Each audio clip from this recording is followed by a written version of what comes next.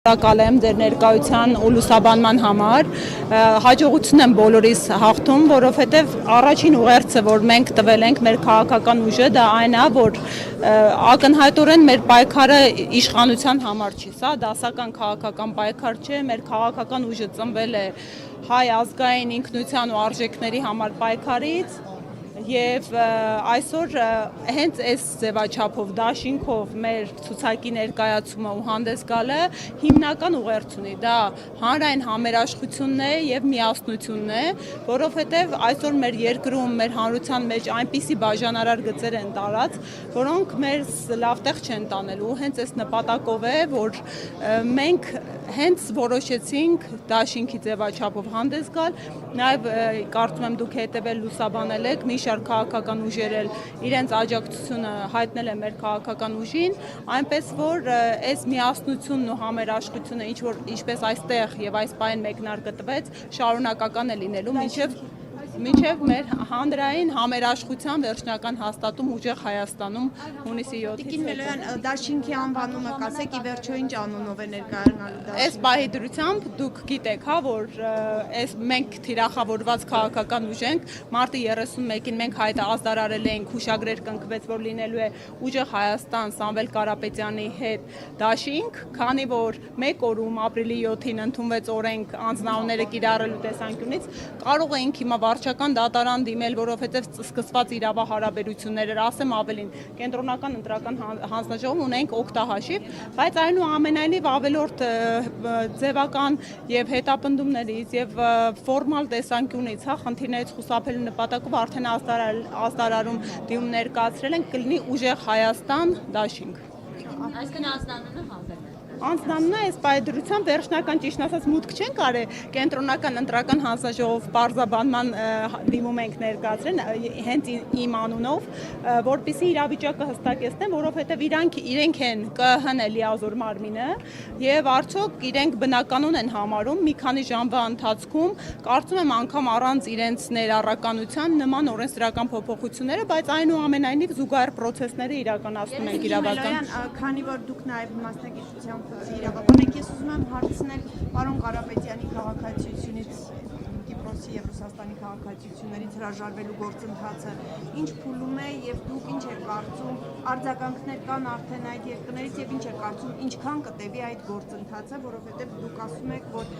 հաղթանակի դեպքում արդեն պետք է օրենքները փոխեք, որպեսզի ինքը ստանձնի վարչապետի պաշտոնը։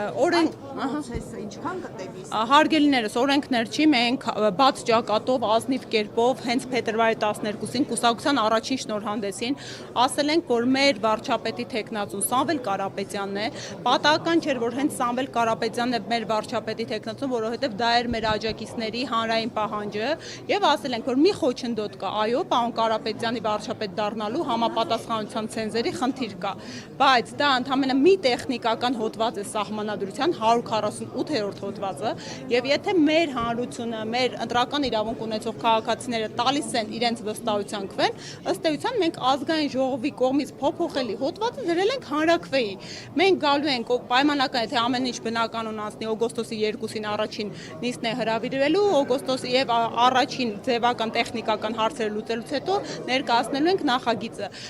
Պարոն Կարապետյանի քաղաքացիություններից հրաժարմանը, ինչպես հենց պարոն Վարդևանյանն է ներկայացրել, հենց ինչպես պարոն Նարեկ Կարապետյանը մեր համակարգող ղեկավարը անդրադարձել է, արդեն ընթացքի մեջ են դիմումները ներկայացվել են, կներեք հստակ ժամկետներ հնարավոր չէ նշել, որովհետև դրանք այլ երկրների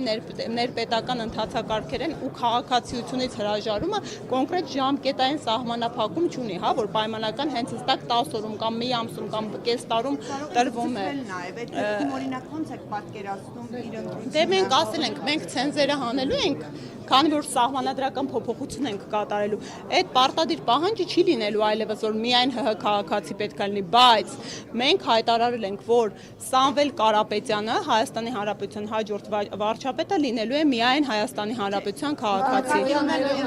Տիկին Մելոյան, գուցե ես լավ չլսեցի, հաջորդ վարչապետի անունը չկար ցուցակում, թե ես լավ չեմ լսել, կհստակեցնեք։ Չէ, բան Կիրակոսյան, ես կարծում եմ դուք շատ լավ լսողություն ունեք, ինչի եք կասկածի տակ դնում։ Մենք լսեցի դրա համար կասկածում։ Չէ, չէր կարող Սամվել Կարապետյանի անունը ցուցակում լինել, չնայած անգամ քաղաքացիական պայմանագրի ներկայացուցիչներ բաց թողումներ են թույլ տալիս, որովհետև Սամվել Կարապետյանը այս պայդրությամբ չի համապատասխան վարչապետի համար ներկայացված ցենզերին։ Մենք չենք թաքցնում հաջորդ վարչապետ Սամվել, որովհետև մենք առաջարկ ենք, դա մեր ծրագրային դրույթն է, քաղաքացիներին առաջարկ ենք ներկայացրել, եթե մարդիկ ուզում են, որ Հայաստանի հաջորդ վարչապետը պարոն Կարապետյանը, Սամվել Կարապետյանը հանդիսանա, մեզ տալու են իրենց վստահության քվեն, մենք սահմանադրական փոփոխության նախագիծ ենք բերելու։ Պարոն Կիրակոսյան կներեք, էլի, համակարգողներ չենք խուսափում, համակարգողը լինելու է պարոն Արեգ Կարապետյան, մենք ցուցակը ներկայացրեցինք։ Հայաստանի շանսերը ինչպես է գնահատում այս Հստակ ասեցի բան։ շնորհք քաղաքացիների հետ ընդհանուր տրամադրությունը, տրամադրվածությունը, ձեր ինչպեսի Հարգելիս, ես կարծում եմ, սա էլի ազնիվ պատասխան տամ, հա, տեսնում եք, մենք անընդմեջ թե գյուղեր ենք գնում այցերի, թե մարզեր, թե Երևան քաղաքի համայնքներ,